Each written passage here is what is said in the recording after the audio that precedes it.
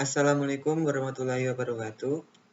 Perkenalkan, nama saya Khairul Amilin, mahasiswa semester 2 dengan NIM 413211100069, Prodi Teknik Mesin di Universitas Mercubuana. Pada video kali ini saya akan membahas tentang perubahan fasa beratan kristalin, yang merupakan salah satu subtopik dari mata kuliah Kimia Industri, yang diasuh oleh Bapak Bakri Rio Rahayu, SSI, SPD, MSI.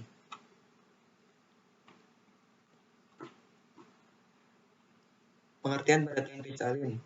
Beratan kristalin merupakan zat padat yang partikel penyusunnya tersusun dengan teratur, sehingga kita bisa melihat susunan itu dengan bantuan alat seperti mikroskop. Beratan kristalin tersusun dengan teratur sehingga kita bisa menyatakan partikel penyusunnya itu maupun ion, atom, atau molekul dengan satuan terkecil yang disebut dengan kisi kristal.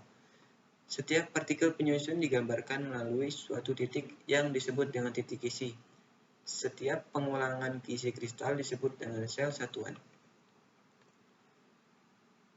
Satu sel satuan ditunjukkan oleh garis tebal pada gambar tersebut. Ini ABC. Satu sel satuan memiliki 3 sumbu. Jarak antara satu titik sel dengan titik sel lain pada gambar ditunjukkan oleh ABC. Sedangkan sudut yang dibentuk oleh ketiga sumbu dilambangkan dengan alfa, beta, dan gamma. Dapat kita lihat bahwa susunan partikel penyusun padatan kristalin tersusun teratur, seperti pada gambar, membentuk sel satuan dengan bentuk yang berulang. Sistem kristal. Sistem kristal dapat dibagi ke dalam 7 sistem kristal. Adapun ketujuh sistem kristal tersebut adalah sistem kristal kubus, tetragonal, ortorombik, heksagonal, trigonal, monoklin, dan triklin. Yang pertama, sistem kristal kubus. Sistem kristal kubus memiliki panjang rusuk yang sama, serta memiliki sudut sebesar 90 derajat. Setiap kristal kubus ini dapat dibagi ke dalam 3 bentuk. Yang pertama, kubus sederhana. Masing-masing terdapat satu atom pada semua sudut pojok kubus. Seperti pada gambar, setiap pojok kubus memiliki satu atom. Yang kedua, kubus berpusat badan. Masing-masing terdapat satu atom pada semua sudut kubus dan terdapat satu atom pada pusatnya kubus. Terdapat satu atom pada pusat kubus yang ditunjukkan dengan atom warna biru ini. Yang ketiga, kubus berpusat muka. Selain dapat masing-masing satu atom pada semua pojok kubus, pada kubus berpusat muka ini terdapat atom pada diagonal dari masing-masing sisi kubus. Seperti pada gambar, setiap diagonal memiliki satu atom yang ditunjukkan oleh gambar warna merah ini. Selanjutnya, sistem kristal tetragonal. Pada sistem kristal tetragonal, dua rusuknya memiliki panjang yang sama. A sama dengan B dan tidak sama dengan yang C, dengan semua sudut yang sama sebesar 90 derajat. Pada sistem kristal tetragonal ini hanya memiliki dua bentuk, yaitu bentuk sederhana seperti gambar, mirip dengan kubus sederhana di mana masing-masing terdapat satu atom pada semua sudut pojok tetragonalnya. Yang kedua, pada tetragonal berpusat badan mirip ulas dengan kubus berpusat badan, yaitu memiliki satu atom pada pusat tetragonal. Ini seperti pada gambar ditunjukkan pada atom warna biru dengan atom lain berada pada pojok sudut tetragonal tersebut. Selanjutnya, sistem kristal ortorombik. Sistem kristal ortorombik terdiri atas 4 bentuk. Yang pertama, ortorombik sederhana, body center, berpusat badan. Ketiga, berpusat muka. Yang keempat, berpusat muka pada dua sisi ortorombik. Seperti pada gambar yang pertama, yang sederhana, terdapat satu atom pada sudutnya. Terus yang kedua, berpusat badan, terdapat satu atom di tengah. Ini berwarna biru. Yang ketiga, berpusat muka, terdapat satu atom dari setiap diagonal. Yang keempat, berpusat muka, terdapat satu atom di diagonal atas dan bawahnya. Selanjutnya, sistem kristal monoklin. Sistem kristal monoklin terdiri atas dua bentuk, yaitu monoklin sederhana, seperti pada gambar, dan berpusat muka pada dua sisi monoklin, yaitu atas dan bawah, terdapat satu atom di tengahnya. Selanjutnya, sistem kristal triklin. Pada sistem kristal triklin ini, hanya terdapat satu orientasi. Sistem kristal ini memiliki panjang rusuk yang berbeda, serta memiliki besar sudut yang berbeda-beda pula, yaitu alfa tidak sama dengan beta, tidak sama dengan gamma. Seperti pada gambar. Yang keenam, sistem kristal trigonal.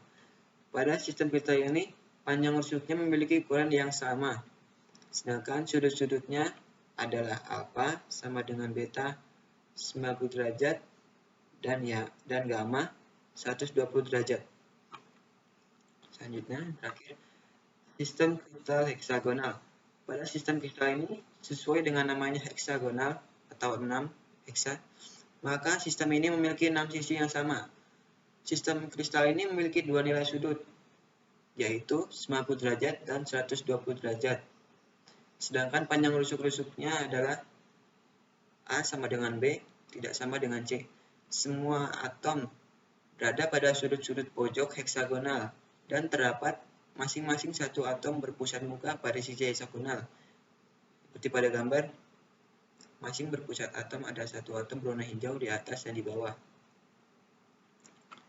Terus selanjutnya, padatan amorf. Padatan amorf didefinisikan sebagai padatan yang tidak memiliki struktur yang teratur.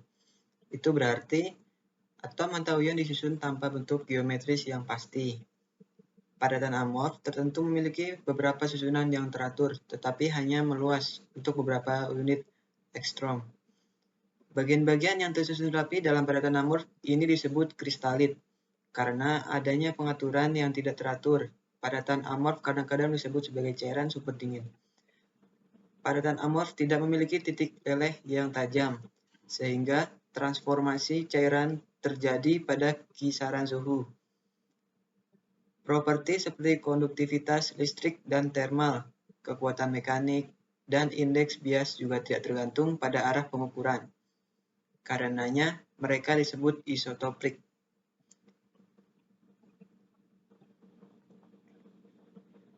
Banyak contoh di alam untuk memahami padatan amorf, namun mereka juga disajikan sebagai produk yang diciptakan oleh manusia. Contohnya yang pertama, polimer termoplastik. Polimer adalah pengulangan satu atau lebih molekul yang menggabungkan atau membentuk rantai molekul. Polimer termoplastik menjadi cair dengan memanaskannya dan melewatkan suhu kristalisasinya. Mereka menjadi mengeras dengan mendinginkannya karena tidak ada ikatan silang antara rantai mereka. Yang kedua, polimer termostabil. Mereka adalah rantai molekul yang tidak menjadi cair saat dipanaskan. Jika memanas, satu-satunya hal yang terjadi adalah mereka terurai secara kimia. Ini karena ada terlalu banyak crossover antara rantai mereka, yang tidak memungkinkan mereka mengalir seperti polimer termoplastik. Yang ketiga, elastomer. Mereka menunjukkan perilaku elastis dan dapat berperilaku seperti termoset dan termoplastik. Karena ikatan kovalen rantai mereka memberi mereka kemampuan bagi monomer atau rantai penghubung untuk kembali ke posisi semula ketika mereka tidak lagi menggunakan gaya.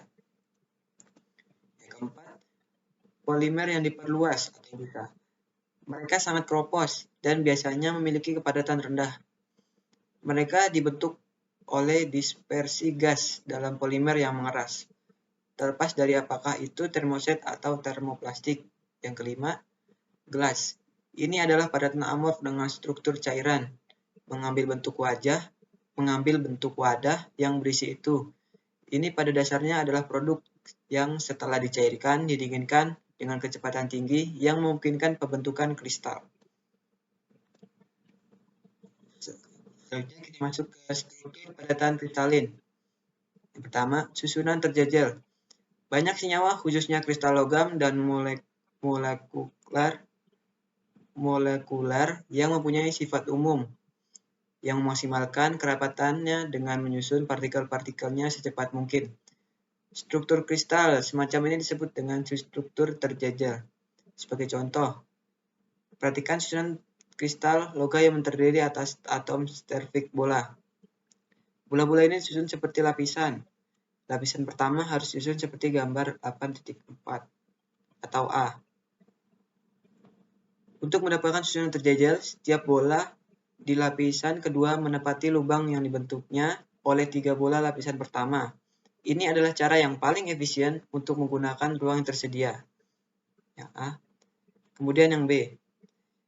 Ada 2 cara untuk meletakkan lapisan ketiganya. Salah satunya adalah dengan meletakkan langsung di atas bola lapisan pertamanya. C. Dan dengan yang kedua adalah dengan meletakkannya di atas lubang lapisan kedua. Untuk mudahnya, cara pertama disebut dengan susunan abab. Dan struktur yang dihasilkan disebut dengan heksagonal terjajal. Yang B. Kubus berpusat badan.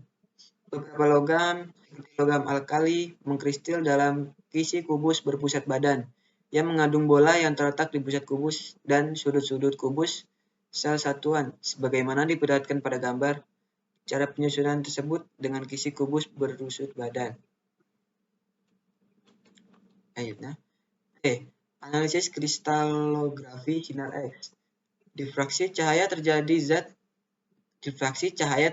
dalam zat bila jarak antar partikel-partikelnya yang tersusun teratur dan panjang gelombangnya cahaya yang digunakan sebanding.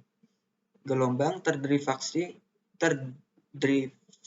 akan saling menguatkan bila gelombang sefasa, tetapi akan saling meniadakan bola tidak sefasa. Bila kristal dikenai sinar X monokromatis, akan diperoleh pola difraksi. Pola difraksi ini bergantung pada jarak antar titik isi yang menentukan apakah gelombang akan saling menguatkan atau meniadakan. Kondisi break dapat diterapkan untuk 2 tujuan. Bila jarak antar atom diketahui, panjang gelombang sinar X dapat ditentukan dengan mengukur sudut difraksi. Moseley menggunakan metode ini ketika ia menentukan panjang gelombang sinar X berbagai unsur. Di pihak lain, bila panjang gelombang sinar X diketahui, jarak antar atom dapat ditentukan dengan mengukur sudut difraksi. Prinsip inilah adalah analisis kristalografi sinar X. Kita masuk ke jenis kristal. Pertama, kristal ionik. Kristal ionik memiliki 2 karakteristik penting. Yang pertama, tersusun dari spesies bermuatan. Yang kedua, anion dan kation yang umumnya berukuran sangatlah berbeda. Mengetahui jari-jari ion sangat membantu dalam memahami struktur dan stabilitas senyawa ini. Tidak ada cara untuk mengukur jari-jari suatu ion, tetapi kadang-kadang dimungkinkan untuk menghasilkan pikiran yang masuk akal. Inilah contoh gambar struktur kristal.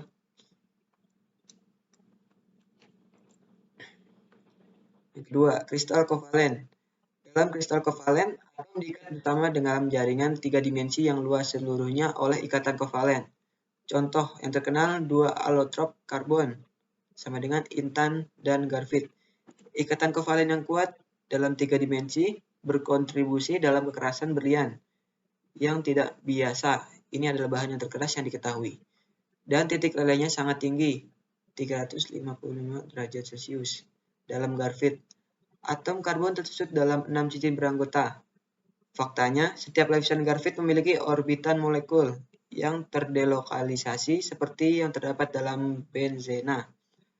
Karena elektron bebas yang bergerak dalam orbitan molekul yang terdelokalisasi secara ekstensif ini, grafit adalah konduktor listrik yang baik untuk arah di sepanjang bidang atom-atom karbon.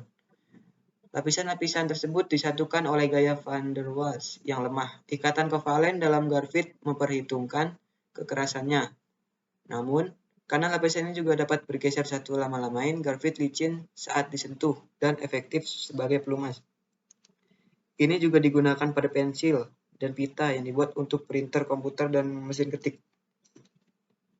Gambar yang pertama adalah struktur berlian. Setiap karbon terikat secara tetrahedral dengan 4 atom karbon lainnya. Gambar yang kedua, struktur Garfield. Jarak antara lapisan yang berurutan adalah 335 pm. Yang ketiga, kristal molekul. Dalam kristal molekul, titik isi ditempati oleh molekul dengan gaya tarik di antara keduanya adalah gaya van der Waals dan atau ikatan hidrogen. Contoh kristal molekul adalah sulfur dioksida seperti pada gambar tersebut.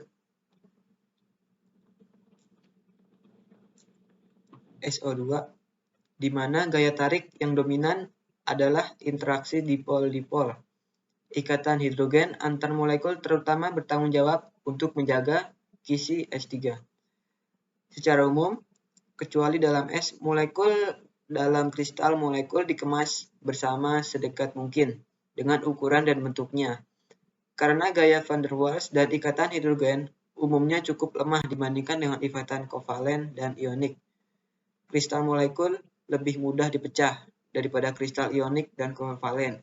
Memang sebagian besar kristal molekul meleleh pada suhu di bawah 100 derajat Celcius. Selanjutnya, kristal logam.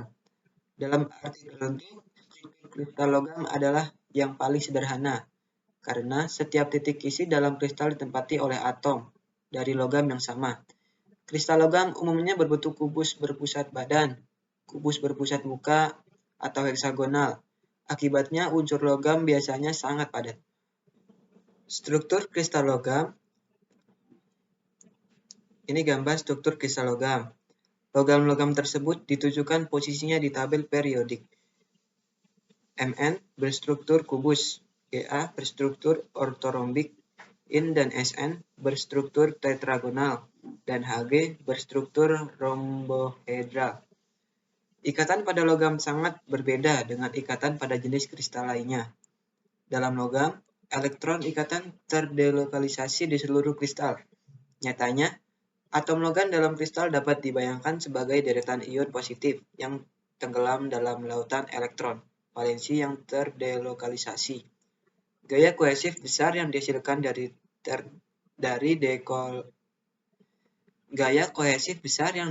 dari delokalisasi bertanggung jawab atas kekuatan logam.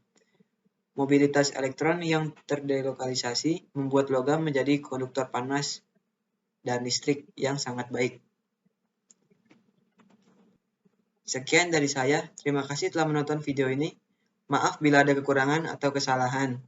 Assalamualaikum warahmatullahi wabarakatuh.